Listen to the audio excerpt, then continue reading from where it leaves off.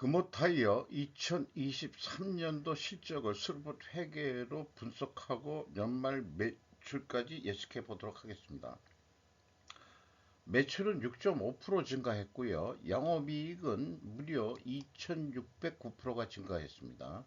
흑자에서 적자에서 흑자로 전환이 됐습니다. 가공비 배부 재고 자산 회전율은 17.4회전으로 매우 높게 나타납니다. PBR은 2.4하고로도 그 타이어 3사 중에서는 가장 높게 나옵니다. 주가가 가장 높습니다. 재고자산 매출원가 회계가 상대적으로 투명하다 이런 표현을 해볼 수 있겠어요. 구독, 좋아요 부탁드리고 필요하시면은 1.5 배속을 보시기 바랍니다. 타이어 3사를 이미 비교 방송했기 때문에 좀 이것도 간단하게 한번 설명해 보도록 하겠습니다. 영업이익이 2226억 원으로서 무려 스루포 원가 회계상으로 4907%가 전환이익이 됐어요. 어떻게 이렇게 천지개벽 같은 일이 일어날 수 있겠느냐? 그거를 좀 추적을 해보죠. 영업이익률 7.4%고요. 스루포 넘어가기 전에 또 확인할 것은 가공비 배부 재고 자산을 크게 줄였습니다. 13%. 스루포로 분석한 결과는 이 TOE 생산성 1.2로서 원가 회계 영업이익보다 그 68억 8,700만 원이 더 벌었는데 이것은 이제 재고 자산을 좀 줄인 결과가 되겠고요. 그 다음에 그 매출과 매출 재료 비율의 증감률의 차이에 의해서 원재료 가격이 하락했다라고 1차 추론을 해볼 수 있다는 거. 요거 좀 기억을 하고 넘어가죠. 그 재고자산 명세를 보면은 WCAI 가공비 배부 재고자산이 208억 원이 감소했습니다. 2023년 재고자산 명세에 포함하여 표기하기 시작한 기간 동안 변동 이 비용으로 인식한 재고자산의 원가 개념과 산출 근거를 추적하기 어렵다. 요 기간 동안 비용으로 인식한 재고자산의 원가가 뭐에 해당하는 건지 요거가 2023년도부터 재고자산 명세에 표현하고 있는데 그전에는 이제 따로 표현이 돼 있는데 요거는 좀 무시가 됐었는데 재고자산 명세에 표기를 하니까 근데 그게 뭔지 잘 파악이 안 돼요. 그거는 다음 장 비용의 성격적 분류에서도 좀 생각을 해보도록 하겠습니다. 비용의 성격적 분류 내용에서 어, 이게 그 표현하는 게 이제 재고자산의 변동이라고 돼 있고 원재료의 사용액이라고 돼 있으면은 재고자산의 변동액이 WCAI에 됩니다. 그런데 뭐 그런 거 같지는 않아요. 여기는 상품까지 또 포함하는 거로 되어 있는데 이런 표현들을 제가 좀 조견표로 또 만들어 봤습니다. 왜 그렇게 되는지. 일반적으로 원재료가 이 상품은 포함되고 W 여기 재고자산의 변동 일반적인 표준은 원재료는 포함이 안 될 경우 이 상품이 포함되면은 상품은 매입액이라고 표현이 되고 그 다음에 원재료는 사용액이라고 표현이 되게 됩니다. 왜 그렇게 표현돼야 되냐 그러면은 여기다가 그 근거를 제가 좀 표기를 해놨습니다. 이거 읽어보고서 이해가 안 되시면 조금 좀 공부는 하셔야 될 거예요. 어, 운영 경비 9.5% 감소시켰어요. 그 매출은 증가하고 뭐 그랬는데도 요게 좀 중요한 거겠죠. 이 금호타이어는 운영 경비를 좀 상대적으로 줄이고 있다는 게 좀 강점으로 나타나는 것 같습니다. 운영 경비에서 판매 관리비 뺀 게 이제 가공비인데 전년도보다도 크게 내려갔죠. 그래서 가공 비율이 5%가 내려갔어요. 그래서 상대적으로 재료 비율이 올라갔는데 원재료 가격 상승이 2차 출하인데 1차 출하과는 모순이 됩니다. 이런 모순은 해소가 되긴 돼야 되는데 뭘로 해소할 건지는 수량에 의한 뭐 재고 회전율 그것은 다음 단계에 가서 또 좀 얘기하기로 하고요. 어, 그래서 이 재고 자산의 그 변동 범위를 일본은 이제 이 스루포트 회계가 표준으로 가져가고 있는 거고 2번이 이제 회사가 표기하는 건데 차이가 있습니다. 이것이 BWCI의 증감액이 되겠다. 그러니까 그 금호 타이어는 전체 재고 자산의 변동이 그 기준을 가져가고 있는데 아까 그런데 원재료 사용액이면은 빠져야 되거든요. 재고 자산의 변동에. 그래서 요게 총 제조 비용 이런 것들이 뭔가 이것도 좀 그 이상하다 이렇게 생각되지만 그 상대적으로 투명하다는 표현은 제가 하는 게 3사 비교했을 때 그렇다는 얘기예요. 2번은 그 1번 차이에서 그 차이는 파악을 했기 때문에 여기선 생략을 하고요. 현금 흐름표 기준으로도 그 끝 최종적으로는 뭐 약간의 차이가 있는데 이거는 단수 차이로 그냥 봐집니다. 그러니까 어, 재고자산회계 투명성은 패스가 된다 이렇게 얘기할 수 있겠어요. 아까 그 원재료 가격 모수는 아직 남아 있는 거고요. 운영 경비에서 인당 평균 임금이 8천만 원 선인데 앞서서 한국 타이어는 1억 원 선이죠. 평균 임금이 2천만 원 선인데 같은 한국에 있으면서 같은 타이어 메이커이면서 이렇게 차이가 나도 공장을 돌릴 수 있느냐. 2022년도에는 무려 6,800만 원까지 내려갔어요. 자, 그러니까 중국 자본이 들어오면서 다른 거 한 건 없다. 직원 수는 2022년에 662명이나 증원을 했다가 또 증원을 했어요. 그러니까 기본급이 낮아졌기 때문에 저임금 신입사원들이 왕창 들어왔다는 얘기 아니겠느냐. 그러니까는 좀 내려가는 거 아니냐 이런 생각이 있어요. 실질적으로 본봉을 깎았는지 여부, 요거는 이제 많은 생각을 하게 되는데 서로 그 국내 근로자만 썼는지 아니면은 중국인 근로자도 쓰고 있는지 여부는 확인된 바가 없습니다. 제 생각에는 중국인 근로자도 쓰고 있지 않을까. 이 정도 2천만 원 정도 한국 타이하고 차이가 나면서도 버틸 수 있다고 한다면은 중국보다는 월급이 세니까 그런 생각도 좀 해보게 될 수 있는 거 아니냐. 어쨌든 그래도 금호 타이어가 대기업 타이어 메이커에서 대기업이라고 한다면은 8천만 원 선이면 중견기업 수준으로 월급을 주고 있다. 이것이 사실은 그 운영 경비가 적게 나가는 가장 큰 근본 원인이 되지 않겠냐 이렇게 생각을 해요. 운반비 크게 줄어들었고요.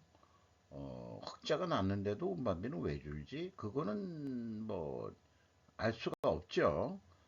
수도 광열비가 9.4% 증가했고 경영평가 지표로서 재고 회전율이 크게 상승했습니다. 이것이 이제 그 핵심 저기 그 금호 타이어가 아주 잘한 일로 계속해서 재고 회전율을 증가시켰죠. 제가 얘기하는 매년 재고 회전율을 증가시켜라. 어떤 방법을 다 동원해서 하더라도 이거에 성공한 기업입니다. 그 제가 만약에 지도를 해서 이렇게 올랐다고 한다면 얼마나 기분이 좋겠어요. 뭐 저의 방송을 들은 사람이 있는지 없는지 모르겠습니다만은 스루픈율도 상승했죠. 이렇게 동일 방향이면 투명하게 가정을 합니다. 근데 문제는 이제 레버리지율이 높다는 건데 인수할 때부터 이제 그 금호타이어가 부채가 해가지고 그 은행권에서 팔아넘긴 거니까 그것도 왜 해필이면은 그 중국 자본한테 팔아 먹었는지 잘 모르겠습니다만은 그게 이제 문재인 정권 때 얘기죠.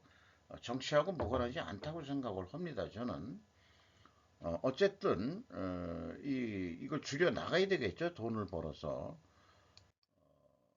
투명하게 가정은 모든 게 상승을 했습니다. 회전율하고 스루픈율이.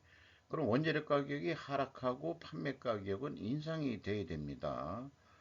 아까 그 1, 2차 출원 모순이 있는 거, 그것도 모순이 있는데 그 모순은 수량으로 산출해도 회전율이 올라가야 된다. 이런 말씀 드릴 수밖에 없을 거고, 거창하게 그 칼포프의 반증주의의 그 반증 이론을 제가 지금 여기 채택해서 하고 있다는 거, 그거 좀 소개를 해 드리는 거고요. 그래서 원재료 가격은 하락한 것은 맞는 것 같아요. 14.3%. 2022년도에 크게 상승한 거, 한국 타이어도 거의 유사한 거를 하고 있는데, 금호 타이어가 가중 평균을 하기 좋게 그 매입 비중을 다 또 좀 소개를 하고 있습니다. 전체 영향력은 80.8%가 되겠어요. 다른 상품도 있고, 그 다음에 이제 뭐 다른 기타도 있으니까. 그러면 가중평균으로는 10.5%그 가격, 타이어 가격에 영향을 미쳤다. 어, 가격 하락 압력이겠죠. 근데 판매 가격은 2.4% 조금 줄였어요. 한국 타이어는 거꾸로 올렸죠. 근데 2.4% 되었는데 이러면은 투명예의 과정이 입증이 안 돼요. 그런데 금호 타이어를 좀 옹호적으로 봐준다면은 원가 아니 원재료 내려간 것보다 안 내렸다는 얘기는 상대적으로는 인상했다는 얘기로도 해석할 볼 수는 있겠어요. 그래서 그 이거 조견표로 보면은 8.10% 가격을 내려야 되는데 2.4%뿐이 안 내렸다. 이런 얘기가 되겠습니다. 원가 회계 개념으로 한 3조 5,884억 원 정도 매출할 거로 예상이 됩니다. 영업이익은 더블 정도 올라가는 거로 목표를 잡았을 때 그렇고요. 그리고 그 만약에 이렇게 시시하면은 확정이 이게 납품 단가로 한다 그러면 358만 원, 이 정도에 납품하면 한 43만 6천 원 남는 거로, 어, 재고가 내려가는데도 이 정도 남는다.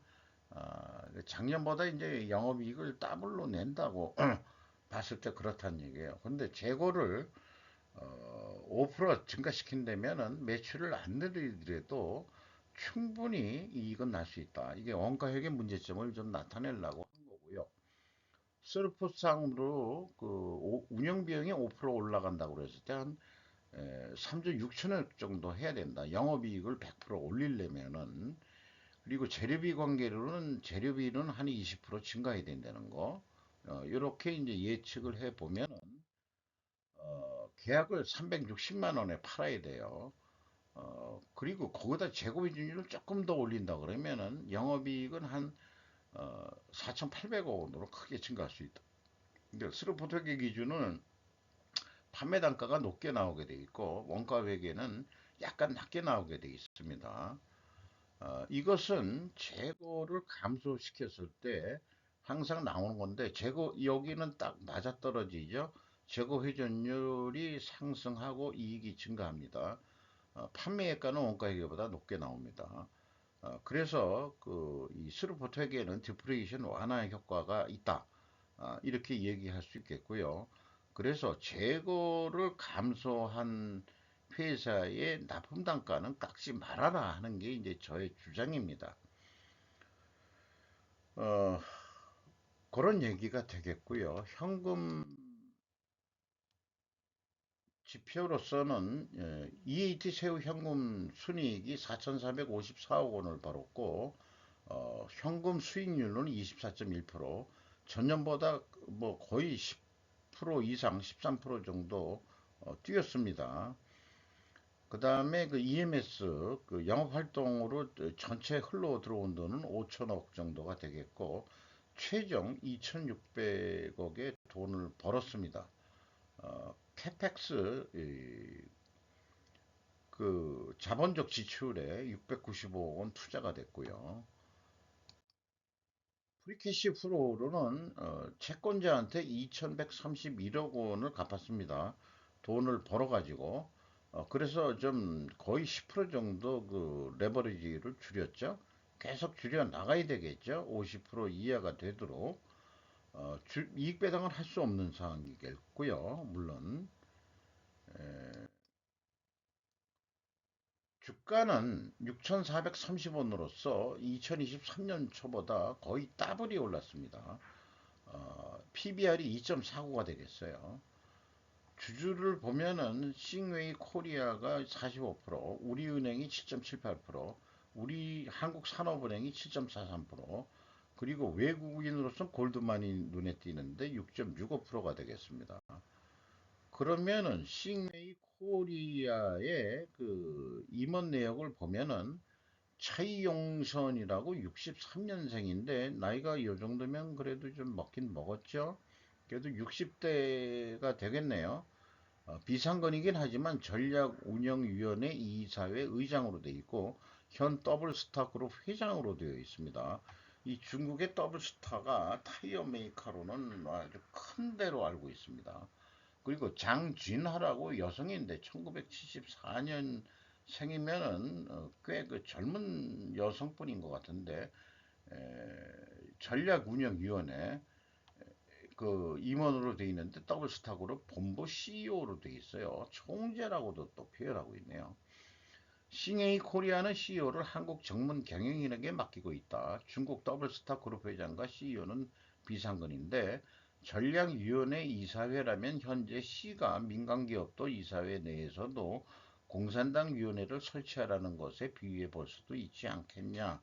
전략위원회라는 데가 다른 말로 표현하면은 중국이야말로 진짜 국가자본주의다. 이것도 한국이 경제개발할 때 한 것을 보고 배운 곳이라고 주장코저 한다라는 또 표현도 해보고 싶네요. 이상 마치도록 하겠습니다. 뭐 이미 타이어 3사 비교 방송을 했기 때문에 개별 회사 간략히 마치는 거로 했습니다.